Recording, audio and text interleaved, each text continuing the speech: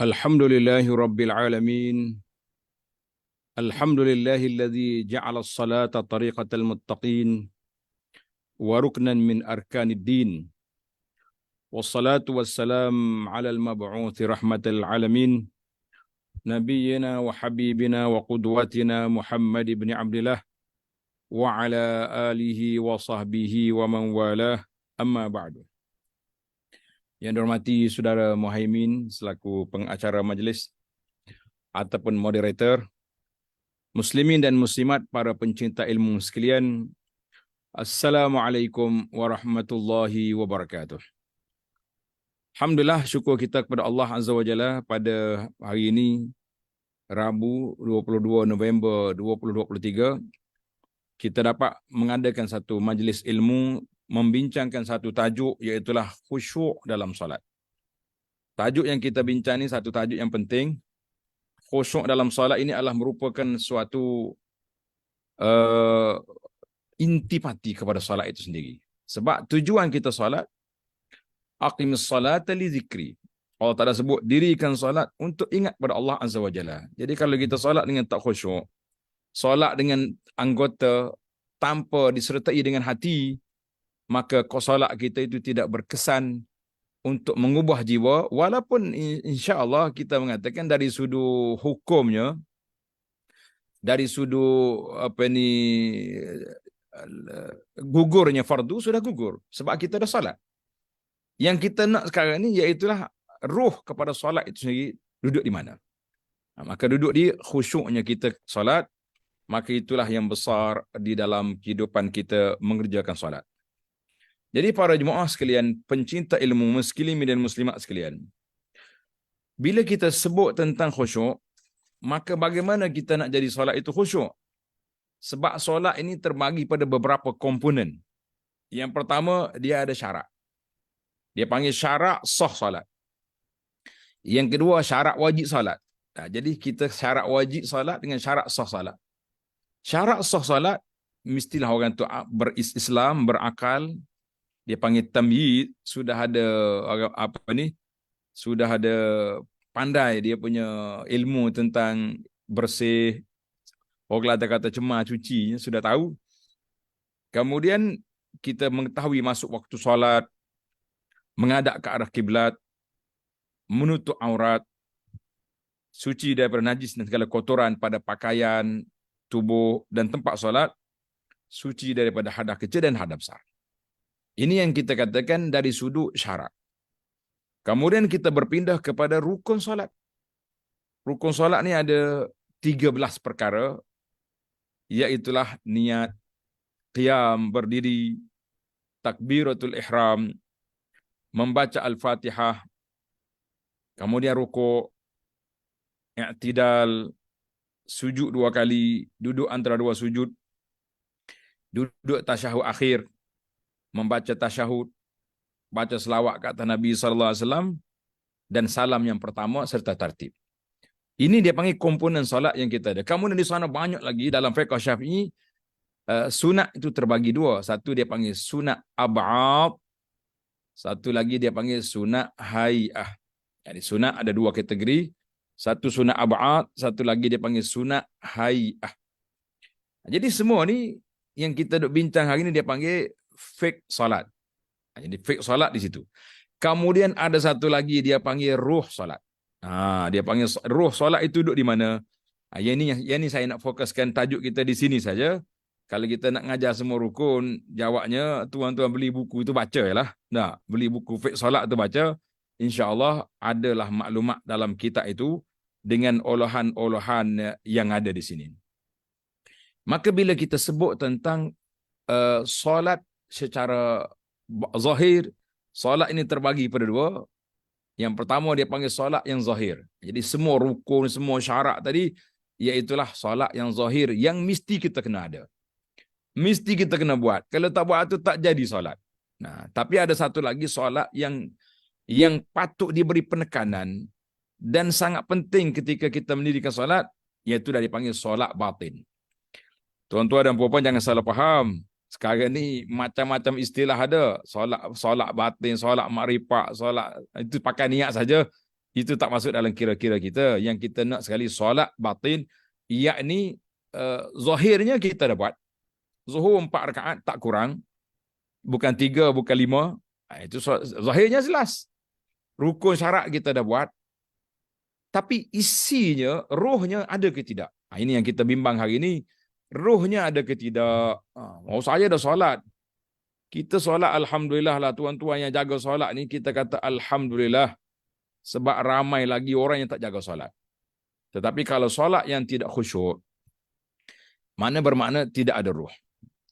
Jadi oleh kerana perbincangan kita ni tentang khusyuk dalam solat, ana ambil kitab yang lama lah sebagai rujukan. Kitab yang baru ni tuan-tuan belilah.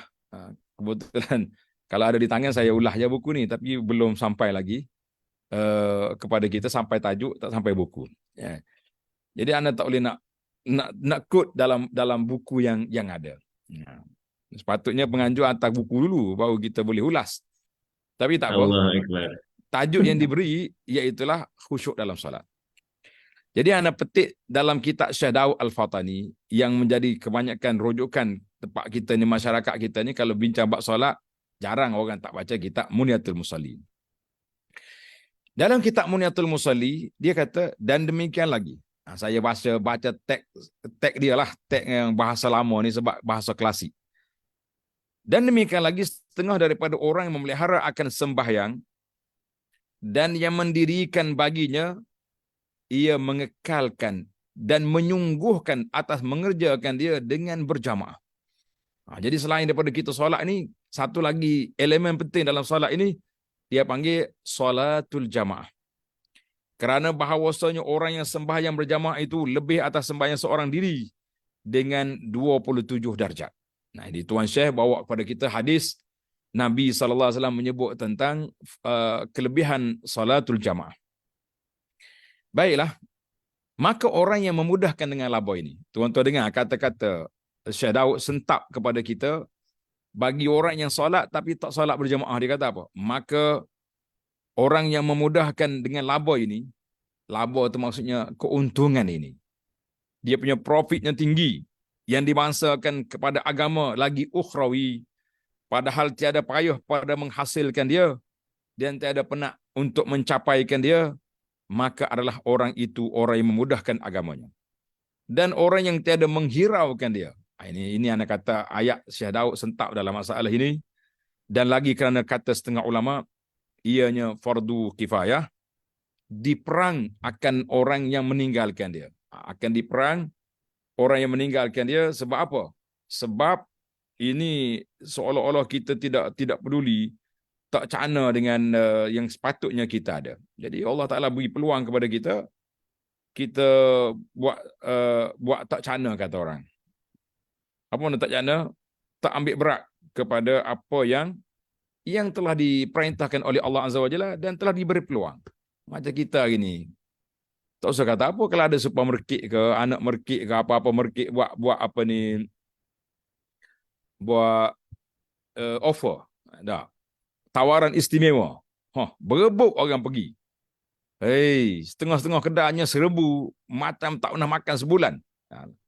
Tapi sebab itulah Syekh Daud kata, kenapakah laba akhirat ini tidak mendapat sambutan yang begitu besar, tidak mendapat rebutan kepada para jemaah. Jadi kita kata rugi sangat-sangatlah.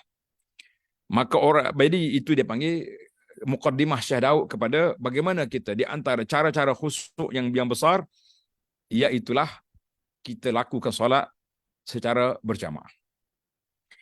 Kemudian sambung Syekh Daud lagi dalam muka surat 4 Muniyatul Musalli. Syekh Daud kata apa? Maka adalah bagi sembahyang itu baginya rupa yang zahir.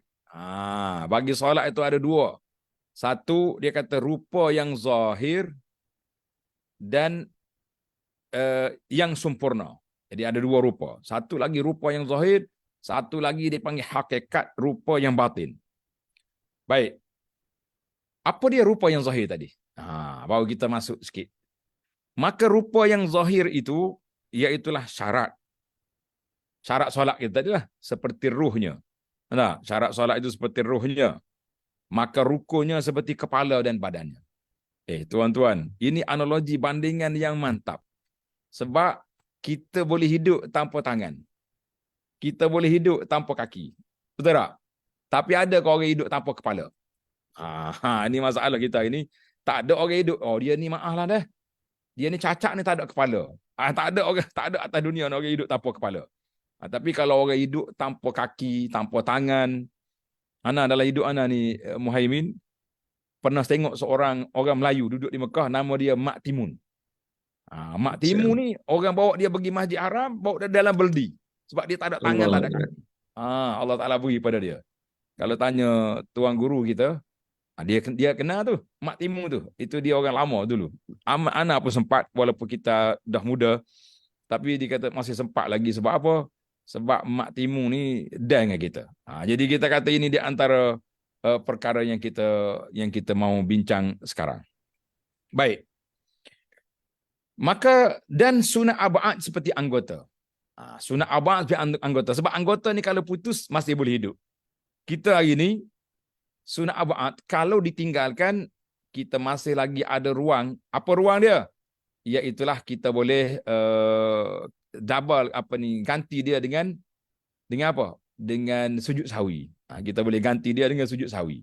Itu dia panggil sunat abad. Ini pembahagian fiqh dalam mazhab Syafi'i lah. Rukun, syarat, rukun dengan wajib sama. Tuan-tuan kena ingat, rukun dengan wajib itu sama. Kalau kata rukun, kalau kata wajib, itu sama je. Orang Kelantan kata hak tula ya dua tu. Dia panggil hak tula. Boleh faham ke bahasa kita ni hak tula ni? Nah, yang maknanya dia tak pisah dalam masalah solat, tak ada pisah. Yang terpisahnya apabila kita buat haji. Haji dia beza di antara rukun dengan wajib. Rukun kalau tak buat tak sah. Wajib kalau tak buat masih lagi boleh bayar dam. Sama dengan isu kita sekarang. Rukun kalau tak buat tak sah. Wajib kalau tak buat macam sunat abad lah. Itu maknanya sunat abad tu macam wajib dalam haji. Mana boleh ditinggalkan, tapi jangan main-main lah. Jangan tinggal dengan sengaja. Rugilah kita dalam masalah ini. Jadi kita tinggal dengan tidak sengaja, boleh dijabarkan. Ini bahasa kita tak lama dah. Boleh dijabarkan, makna dengan sujud sahwi. Adapun sunat hai'ahnya, tengok. Sunat hai'ah ni sunat bacaan-bacaan dalam solat dan juga pergerakan. Angkat tangan, turun tangan, macam mana nak rokok, macam mana nak sujud, turun lutut dulu ke tangan dulu. Panjang perbahasan seperti segala bulu perhiasan. Kita ni kalau ada bulu, ada misai, comel, ada janggut lagi smart. Ni ada janggut kau cukur. Itu masalah orang masyarakat kita ini tak faham. Kenapa janggut itu diberi pada laki-laki. Jadi kalau awak tak nak janggut, baik jadi wanita kan. Jadi itu dia panggil sepatutnya begitu keadaan kita sekarang. Baiklah. Dan ada baginya rupa hakikat yang batin. Yang ni kita nak masuk ni, rupa hakikat yang batin. Apa makna rupa hakikat yang batin? Iaitu kita kena duduk di mana? Di tempat yang di sana, yang jauh di tempat dia ni. Sebab bila kita kata hakikat yang batin, apa dia hakikat batin? Jangan salah faham lah. Jangan duduk main solat batin, solat zahir, kita kata jangan itu.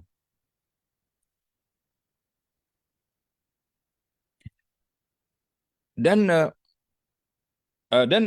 baginya rupa hakikat yang batin, tiada sempurna bagi sembahyang.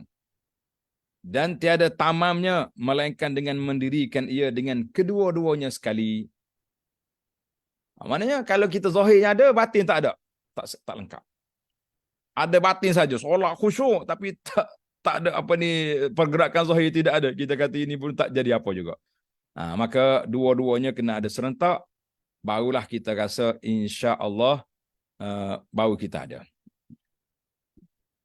Baik, untuk memberi kefahaman yang lebih jelas kepada para pencinta ilmu sekalian, ana akan tayangkan sedikit slide ataupun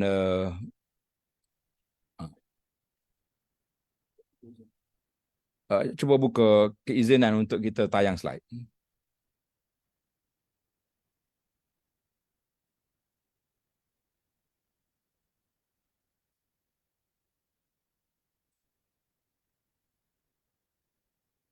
Baik. Jadi para jemaah sekalian, cuba tengok beberapa tajuk kita nak bincang tentang khusyuk kan. Qad aflahal, Allah Taala sebut dalam Al-Quran Al-Karim, a'udzubillahi minasyaitanir rajim. Qad aflahal mu'minuna alladhina hum fi salatihim khashi'un. Sesungguhnya bahagialah orang yang mendirikan solat dalam keadaan khusyuk. Ada lagi lah ayat-ayat lain yang berkenaan. Cuma apa yang kita kata, bila kita kata khusyuk, apa dia makna khusyuk? Khusyuk itu makna apa? Sebab dari sudut bahasa, khusyuk dengan makna pasrah. Apa dia makna pasrah? Dengan makna tunduk, merendah atau diam. Jadi kita duduk diam tu dia panggil apa tu? Khusyuk. Tetapi yang kita nak sebutnya iaitulah khusyuk dalam solat itu, iaitu apabila anggota kita tidak bergerak, duduk bergerak sana sini, tetapi anggota kita tetap diam, hati kita pula orang panggil tak merayau, tak melilau sana sini, maka itulah yang dikatakan khusyuk. Jadi bermakna khusyuk itu satu perkara yang besar dalam solat kita ni. Dia ada terkumpul semua. Khusyuk, perasaan, fikiran, bacaan, gerakan dan persiapan kita kena ada semua sekali. Jadi sebelum kita nak solat tu, sebab itulah ada larangan-larangan daripada Nabi sallallahu alaihi wasallam. Nabi kita kata tak boleh kita nak solat kalau kita lapar, makan dulu. Tak boleh kita masuk dalam solat kalau kita nak sedang menahan nak buang air. Sebab ini semua halangan-halangan yang boleh menghilangkan khusyuk pada kita. Maka kita kena ingat itu di antara perkara. Cuma yang ana takutnya di sini. Yang ana takut ni hadis yang dikeluar oleh Imam Tirmizi daripada Abi Darda radhiyallahu anhu. Al-Imam Abu Darda, seorang sahabat Nabi radhiyallahu anhu, dia kata kunna ma'a Rasulillah sallallahu alaihi wasallam fashakhasa basarahu ila sama. Abu Darda kata kami bersama dengan Nabi sallallahu alaihi wasallam suatu hari, tiba-tiba Nabi kita tengok ke atas. Bukan dalam solat ni.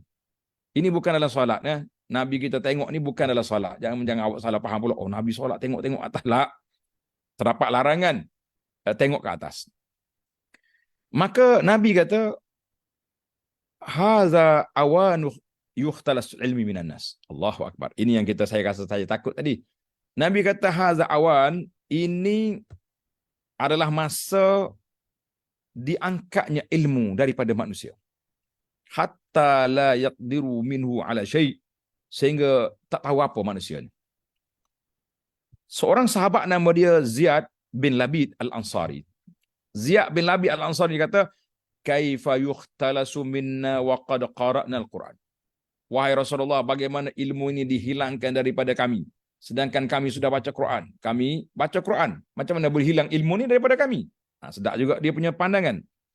Fa wallahi la naqra'annahu aw la nuqri'annahu. Demi Allah, kami akan baca Quran dan kami akan bacakan Quran ini kepada keluarga kami dan anak-anak kami. Nabi kata apa? Sakhilatka ummuka ya Ziyad.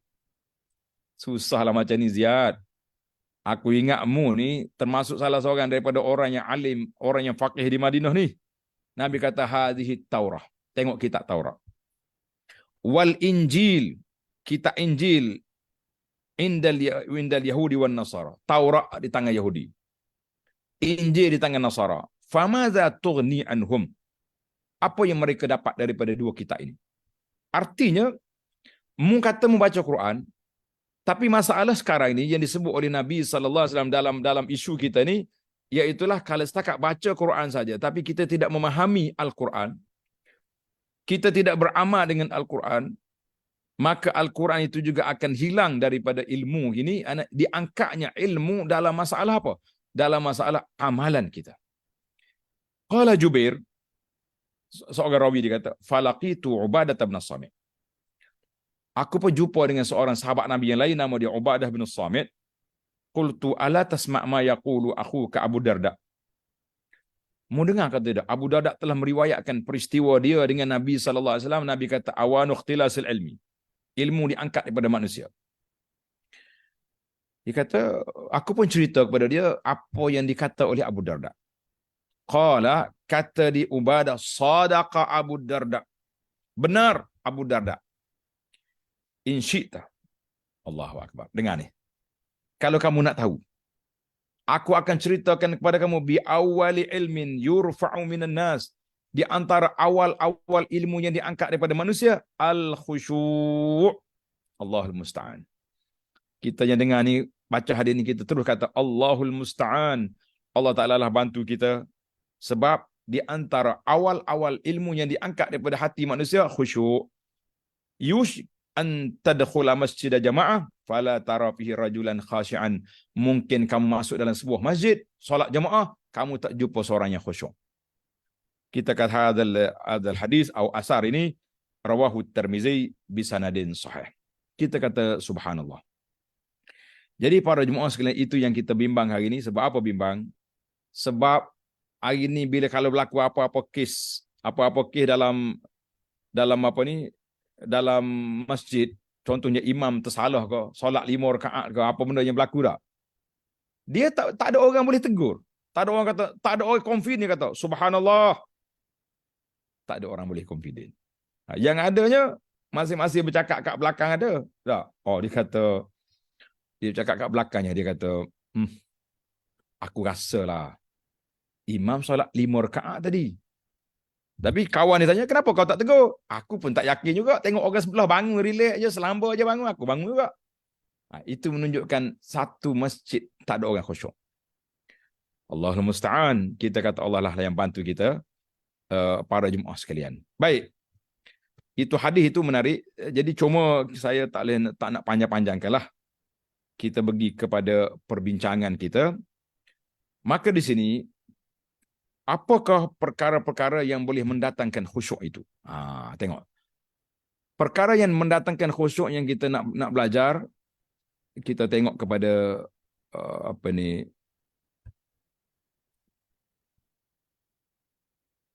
slide yang kita ada. Biasanya kalau mengajar slide ini, saya mengajar waktu mengajar kuliah dengan pelajar-pelajar. Tapi main orang tua ni, okey lah juga. Kita bolehlah juga tengok. Boleh tak?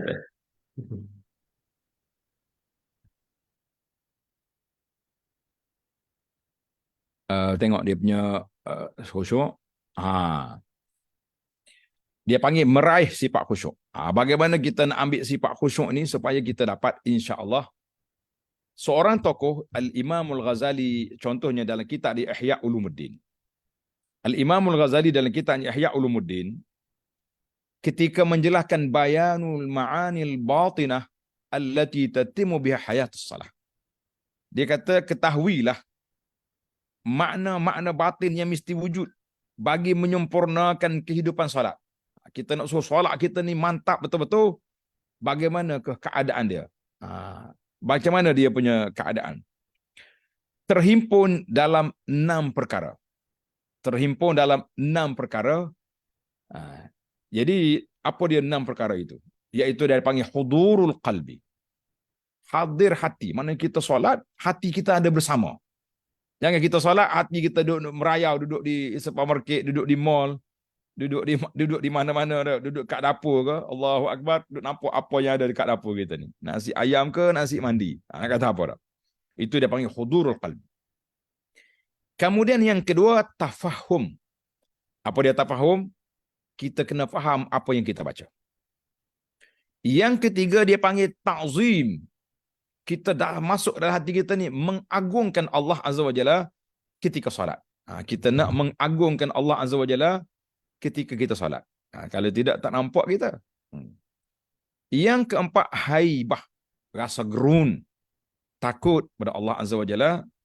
Yang kelima dia panggil raja. Kita mengharapkan keampunan Allah, mengharapkan rahmat daripada Allah Azza wa Jalla. Dan yang keenam, haya, kita ada sifat rasa malu kepada Allah Azza wa Jalla. Jadi ini dia panggil 6 kaedah untuk mendapatkan khusyuk dalam salat. Maka para jemaah sekalian, jadi kita akan masuk satu-satu uh, kepada penjelasan ataupun huraian. Jadi kita pergi kepada huraian dia, insya-Allah. Yang pertama, hudurul qalbi. Apa dia makna hudurul qalbi? Maknanya hadir hati. Apa dia maksud hadir hati dalam perbincangan kita ni? Maksudnya mengosongkan hati selain dari apa yang kita sedang lakukan dan ucapkan. Mana kita nak suruh kita ingat. Hati kita nak aku duduk solat sekarang ni. Aku sedang solat sekarang. Sehingga kita mengetahui apa yang kita lakukan dan apa yang kita ucapkan, serta fikiran kita tidak berkeliaran kepada selain daripada sedang bersolat. Nah, supaya hati kita ni tidak berkeliaran, lari daripada kita ni sedang solat. Alhamdulillah. Apakah faktor? Tuan-tuan tandalah. Saya tak sempat nak buat semua slide. Apakah faktor utama untuk hudurul qalbi, untuk hadir hati ni? Apa dia faktor utama ataupun yang seterusnya? Iaitu himmah. Himmah, semangat nak berdiri di hadapan Allah Azza wa Jalla. Sebab himmah inilah yang membezakan di antara kita dengan munafik. Allah Ta'ala sebut tentang solat munafik. Wa idza qamu ila salati qamu kusala. Bila mereka bangun dari solat, bangun dalam keadaan malas. Yura'unan nas, nak tunjuk pada orang. La, kita solat kerana kita minat, kerana kita sayang, sebab kerana ini adalah tanggungjawab kita di hadapan Allah Azza wa Jalla. Nabi kita bersabda, ju'ilat qurratu aini fi salah. Allah jadikan penenang hatiku, penyejuk mata hatiku. Dalam mana? Dalam solat. Kita kata subhanallah. Kita hari ni pula serabut pula solat. Tengah dua kerja, bunyi orang azan. Oh, azan dah. Tepuk meja dia marah sebab orang azan. Baru masuk agenda yang kedua musyawarah, dah solat. Asai solat dah. Baru tarik selimut, dah azan subuh. Ya, subuh dah. Jadi lain. Orang yang betul-betul beriman, hudurul qalbi, yang pertama sekali kita kena letak dalam hati kita, iaitulah semangat untuk solat. Sebab bila kita solat, kita berhadap dengan Allah Azza wa Jalla. Siapa yang tak bersemangat? Kalau kita nak pergi jumpa orang besar pun, malam tu saya ingat macam 3 kali bangun tengok. Baju aku ni memang orang panggil Said, kemah molek dan gosok dah. Tengok kasut pula, kok ada debu lagi. Sebab duk mikir nak jumpa orang besar. Kenapa itulah orang-orang yang soleh zaman dulu, zaman kita hari ni pun, bila teringat kepada Allah Azza wa Jalla, lompat dia daripada tempat tidur. Kenapa? Sebab dia nak berhadap dengan Allah Azza wa Jalla. Allahumma ja'alna minal khashi'in. Ya Allah, berilah kepada kami, kembalikan hati kami dalam salat. Kerana itulah seorang tokoh ulama, nama dia Ibnul Qayyim rahimahullah ta'ala. Dia nukilkan pandangan ulama-ulama yang besar. Dia mengatakan bahawa ibhas qalbaka fi 3 mawadi'. Mu cari hatimu 3 tempat. Tanda tuan-tuan. Kamu cari hati kamu di 3 tempat. Yang pertama, inda qiraatil Quran. Ketika baca Quran. Kita rasa ke tidak kita dengar ayat yang kita baca ni kalamullah, Allah Ta'ala cakap dengan kita? Terasa ke tidak? Kau nak habis juzuk je. Kalau geng-geng hak mai, dia panggil apa ni? Grup khatam Quran. Dia kira nak lapor ke adminnya, kita punya sudah done dah. Sudah tamat kita punya bacaan hari ni. Nak jadi orang pertama. Yang kedua, indas salah. Ketika kamu solat, apa yang kita rasa ketika solat? Ana rasa bila kita sebut tajuk ni, kita semua patut menangislah kepada Allah Azza wa Jalla. Sebab kadang-kadang kita mencari-cari di mana hati kita. Aina qalban, di manakah hati kita ketika solat? 4 rakaat, berapa peratus yang kita ingat? Dalam 4 rakaat itu, berapa peratus yang kita ingat kepada Allah ketika kita solat? Allahul musta'an. Cari tempat yang ketiga, ketika kita berkhulwah, makna kita sunyi, tak ada orang, apa yang kita rasa takut pada Allah Azza wa Jalla ataupun tidak takut. Ini semua dikatakan tempat yang kita kena cari. mencari hatimu. Kalau 3 tempat ni tak jumpa hatimu, fas'alullaha an yurzaqakal qalba, memintalah dengan Allah supaya Allah kembalikan hati. Ya Allah, kembalikan kami hati kami supaya kami khusyuk dalam ketika baca Quran, khusyuk ketika kita lakukan solat, khusyuk ketika kita berkhulwat, kita bermunajat dengan Allah di akhir malam dan pada waktu-waktu mana. Biarlah kita boleh menangis dalam 3 tempat yang besar ini. Allahumma rzuqna qalban khashi'an. Ya Allah, rezekikan kepada kami hati yang khusyuk.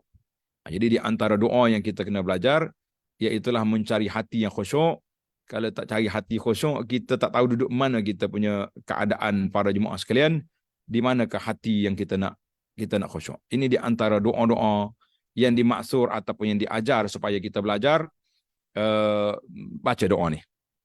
Doa minta kekhusyukan. Allahumma inni a'udzubika min ilmin la yanfa'. Baca belakang. Allahumma inni a'udzubika min ilmin la yanfa'. Ya Allah, aku minta berlindung kepadamu dari ilmu yang tidak bermanfaat. Hari ni kita belajar banyak. Tak cukup dengan belajar di surau, di masjid, kita online lagi. Tapi beramal ke tidak dengan ilmu? Dia kata, kalau abang anak tanya macam ni, esok tak mau ikut dah, online dia. Lah, ini bukan nak marah. Ini mau muhasabah sama-sama kita. Muhasabah kepada kita. Kita belajar hari ni, bertambah ilmu, bertambah maklumat, bertambah makrifah, bertambah ke tidak amalan kita? Kalau bertambah, falyahmadillah, sujud syukur kita kepada Allah Azza wa Jalla. Tapi kalau sekadar belajar, tapi ilmunya tidak bertambah, amalannya tidak meningkat, maka kita mengatakan kita perlu pada doa, Allahumma inni a'udzubika min ilmin la yanfa'. Ya Allah, aku minta perlindunganmu daripada ilmu yang tidak bermanfaat. Yang kedua, wa min qalbin la yakhsha'. Ini tajuk kita ni. Aku minta perlindunganmu Allah daripada hati yang tidak khusyuk. Bila hati tak khusyuk, kita solat, lari, melilau kita.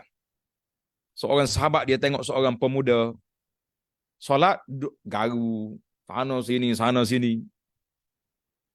Kata Syekh, lau khasha'a qalbu hadha la khasha'at lawajid jawarihu. Kalaulah pemuda ni khusyuk hati dalam solat, anggota dia khusyuk. Kita mungkin tak perasan, kita duk garu, kita duk tengok sana, tengah duk solat, tengok jam, tengah duk solat. Yang saya berisau, yang saya bimbang hari ni para jemaah sekalian, yang kita risaunya, kita bimbang, duk tengok ke skrin di masjid. Masjid kita ni skrin besar, dia letak depan kiblat tu. Sepatutnya iklan ni bukan letak depan kiblat, kita letak di sebelah kiri, sebelah kanan. Waktu kita solat, dia tak kacau kita. Ni duduk kat depan, mata kita ni tak boleh, mata kita ni dia tidak buta warna. Bila warna bertukar lap, dia akan tengok. Ini gangguan banyak. Baik, yang ketiga, wa min nafsin la tashba'. Kita minta juga Allah berlindung daripada nafsu yang tak kenyang-kenyang. Ada dah duit dalam akaun 1 juta, nak 2 juta.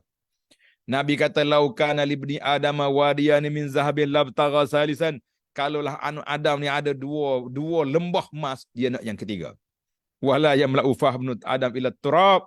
Tak kenyang mulut anak Adam ni kita sumbat tanah dalam mulut dia. Makna mati baru dia tahu. Allahul musta'an. Yang keempat, wa min da'watin la yustajabu laha. Dan kami minta berlindung daripada doa yang tidak mustajab. Allahul musta'an. Allah Ta'ala lah bantu kita. Allahumma rzuqna qalban khashi'an. Ya Allah, berilah kepada kami ilmu yang bermanfaat. Berilah kepada kami hati yang khusyuk. Jadikanlah nafsu kami nafsu yang tunduk kepada kebenaran dengar kata, dan jadikan kami doa yang mustajab. Hazal hadis rawahu Muslim. Hadis ini riwayat Imam Muslim. Jadi para jemaah sekalian, tuan-tuan yang tak ingat, tak hafal, boleh screen ambil gambar ni, insya-Allah. Baik, kita berpindah kepada yang kedua. At-tafahum. Syarat nak dapat khusyuk yang kedua, at-tafahum. Apa makna tafahum? At-tafahum yakni memahami makna ucapan. Perkara di luar kehadiran hati. Ucapan merupakan perkara yang mendatangkan hati kita jadi khusyuk. Boleh jadi hadir hati bersama lafaz yang diucapkan. Bila kita a'udzubillahi minasyaitanir rajim, ketika itu hati kita pun ingat apa yang kita baca. Tetapi tidak bersama makna lafaz tersebut, kehadiran hati bersama pengertian tentang makna lafaz yang diucapkan. Jadi kadang-kadang bila kita ini di antara pentingnya kita nak memahami ayat-ayat bacaan. Yang wajib kita kena baca dalam solat ini Al-Fatihah. Jadi biar kita faham makna Al-Fatihah. Makna apa yang Fatihah? Kita minta apa dalam Al-Fatihah? Kita minta apa dengan dalam solat kita? Apa yang kita minta? Jawabnya kita minta dengan Allah Subhanahu Wa Taala, ihdinas siratal mustaqim. Waktu kita kata ihdinas siratal mustaqim, kita faham ke apa yang kita kata? Kau tak rasa apa-apa juga. Banyak muhasabah kita. Bila sebut bab khusyuk inilah di antara tajuk yang saya takut nak bercakap. Sebab semua apa yang saya kata ni macam tukur besi ketuk kepala sendiri. Allahul musta'an. Allah Ta'ala yang bantu kita. Jadi kita kena usaha biar kita memahami bacaan. Dia mudah aja bila kita baca fiqh solat ini, selain daripada kita nak memahami rahsia solat, hikmah solat, kita nak memahami apa yang kita baca dalam solat. Supaya kita boleh faham. Nanti admin boleh tunjuklah buat beberapa muka bacaan dalam solat. Ada tak bacaan dalam solat yang ada terjemahan yang boleh pembaca cari fiqh ni dalam tu? Boleh akad? Cuba tunjuk. Baik. Jadi kita nak memahami, saya nak tanya di skrin tak boleh, ataupun dia tolong tayang di skrin ni kalau ada contoh bacaan dalam buku kita tu. Supaya para jemaah terasa nak cari sebab nak tengok kita punya nak jadi tafahum. Baik. Faktor penyebab timbulnya tafahum setelah kehadiran hati ialah sentiasa berfikir dan mengarahkan fikiran ke arah usaha untuk mengetahui dan memahami makna bacaan. Ada sebuah makalah yang ditulis, Mabkatus Salihin. Sebetulnya orang boleh bahasa Arab, dia tulis Mabkatus Salihin, ayat-ayat yang menjadi tangisan orang soleh dalam salat. Dia ada. Dia biasanya ayat-ayat yang menyentuh tentang syurga, ayat yang menyentuh tentang neraka, ayat-ayat yang menyentuh tentang rahmat Allah Ta'ala kepada hamba yang disayanginya. Jadi contohnya bila kita baca kisah Nabi Yusuf AS. Bila sampai mereka ayah dia sudah letih dah. Duk cari Yusuf ni sana sini tak jumpa. Akhir dia kata apa? Innama ashku bathi wa huzni ila Allah. Aku mengadulah kesedihan aku ni kepada Allah Azza wa Jalla. Kita yang baca, yang banyak peristiwa dalam hidup kita ni, sudah pasti kita juga akan menangis di tempat itu. Ataupun kita baca ayat yang menyentuh peristiwa, contohnya, contoh satu malam, saya solat Isya bersama dengan imam di Masjid Haram Mekah. Imam baca ayat, Ataqtuluna rajulan an yaqula Rabbi Allah. Mu nak bunuh orang ini semata-mata dia mengaku Tuhan dia Allah. Imam menangis. Satu masjid menangis. Sebab kita duduk depan Kaabah. Peristiwa Quraisy cekik tekak Nabi ni dekat Kaabah.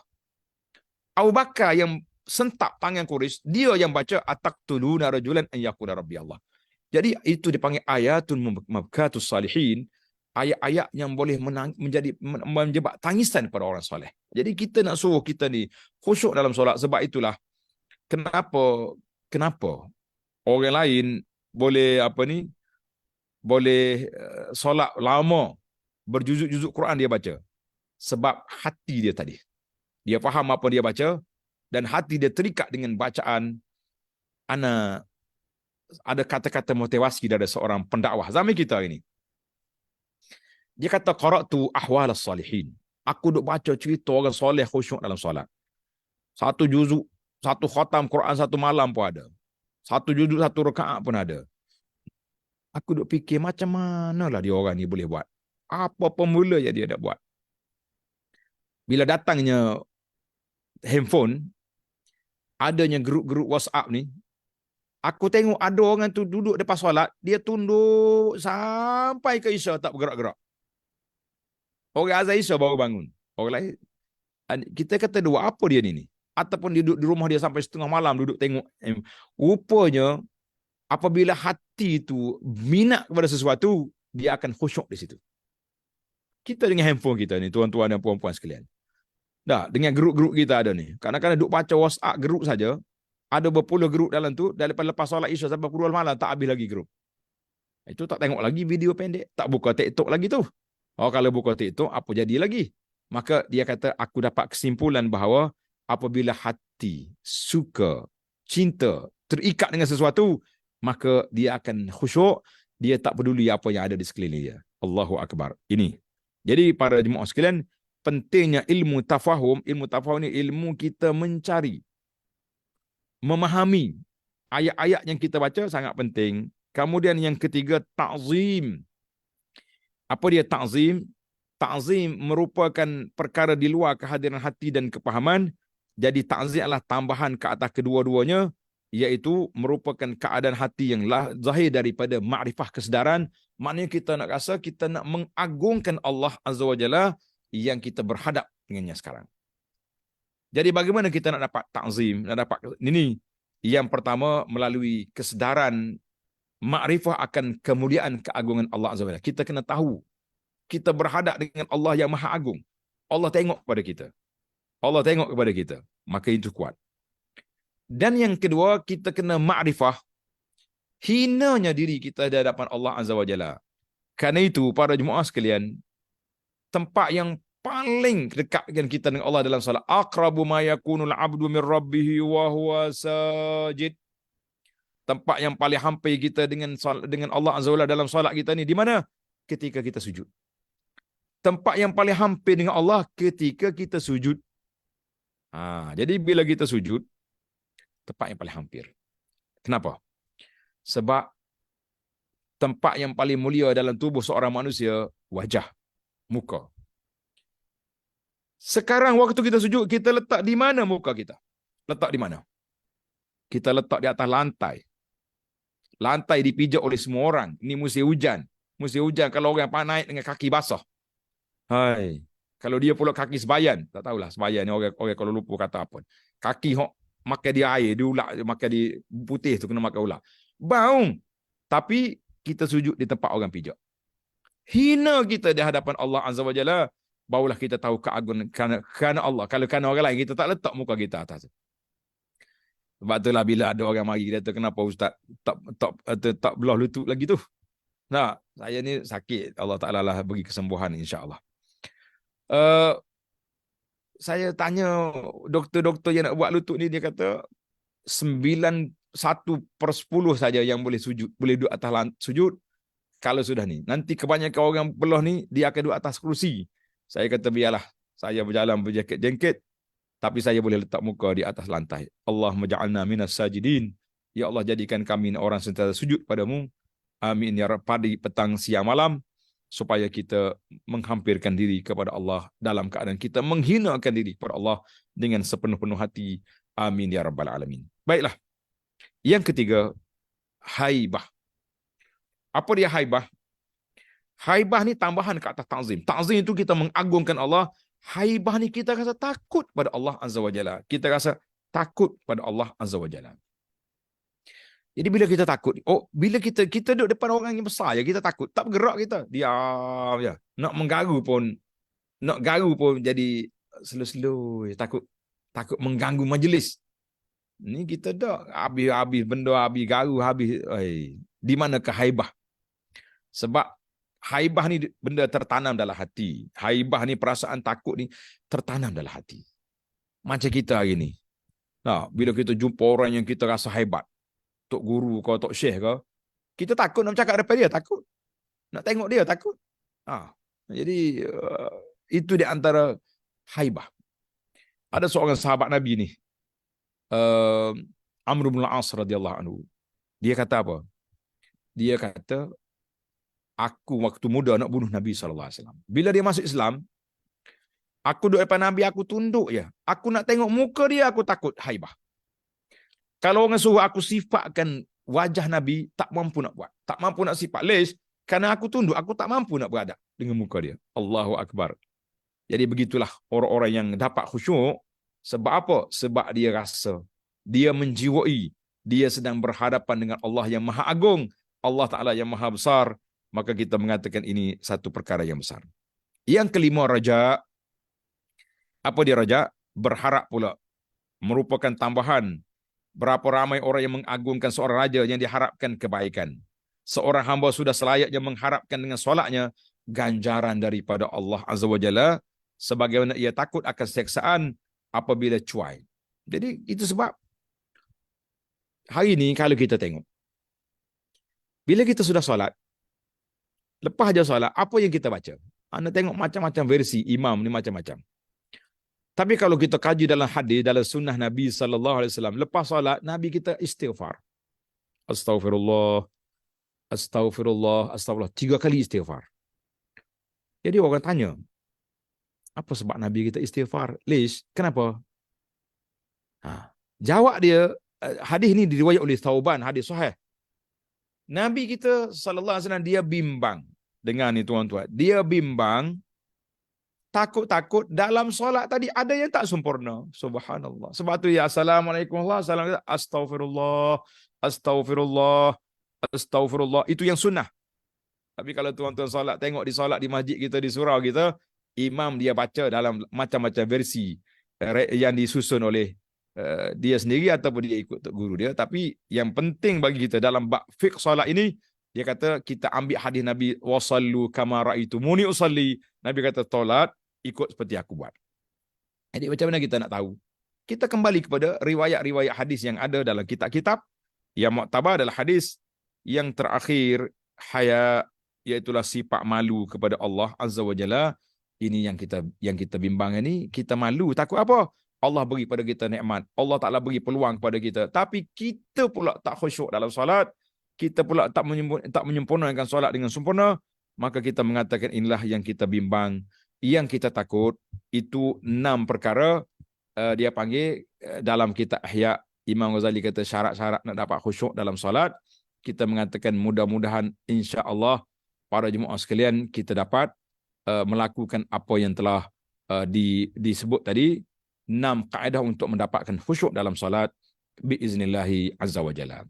Jadi kemudian usaha-usaha untuk menghadirkan hati. Bagaimana kita nak dapat khusyuk lagi supaya hadir hati kita ni, faktor luaran dan faktor dalaman. Jadi dia kata ada faktor luaran, iaitulah meninggalkan perkara-perkara maaf, ini dalam masalah apa ni, faktor luaran dan faktor dalaman ni maksudnya kita kena tengok kepada apa sebab. Sama ada yang mengetuk pendengaran atau penglihatan. Itu faktor luaran. Jadi kita tengok punca-punca yang mengganggu kita dalam salat. Punca-punca yang mengganggu kita dalam salat. Apa dia? Tadilah. Tengok dalam hadis ni. Nabi SAW, orang bagi kepada dia khamisah. Khamisah ni selai kain yang berjalur. Kemudian Nabi kita tengok nazratun. Nabi kita tengok. Allahu Akbar. Kemudian falamman sarafa, bila lepas solat Nabi kata izhabu bi khamisati hadi ila Abi Jahmin. Membawa kain ni pergi ke Abu Jaham nama dia ni. Tukar kain ni. Ambil kain yang kosong yang lain, sebab fa innaha alhatni anifan an salati, kerana dia telah mengganggu solat aku. Allahu Akbar. Tengok tuan-tuan. Terganggu sebab tengok. Jadi tu saya kata skrin-skrin yang ada di paparan yang ada di masjid-masjid ni memang salah satu daripada faktor yang mengganggu ketenteraman awam ketika solat. Nah, itu yang luar. Adapun dalaman batin datang daripada diri kita sendirilah. Kalau kita masuk tadi kita duk mikir, duk khayal benda lain, dalam solat kita sambung lagi khayalan, kita kata rugi. Tapi kalau kita masuk, kita dah bersedia, kita dah cari apa ni, sebab-sebab yang boleh khusyuk selain daripada apa ni, benda-benda yang ini tadi. Dan kita juga kena ingat di antara perkara-perkara yang boleh menghilangkan khusyuk juga, iaitulah perkara makruh dalam salat. Perkara makruh, jadi kita kena tinggalkanlah. Jadi anak tak detailkan perkara apa yang makruh itu. Tuan-tuan dan puan-puan, bolehlah kita pergi mencari apa ni dalam kitab kita ni fiqh solat ataupun kitab Muniatul Musalli yang saya baca tadi. Mudah-mudahan ada manfaatnya kepada kita insya-Allah. Jadi oleh kerana masa yang diberi sudah tamat, jadi kita break setakat tu untuk sesi perbincangan. Sekian, Assalamualaikum.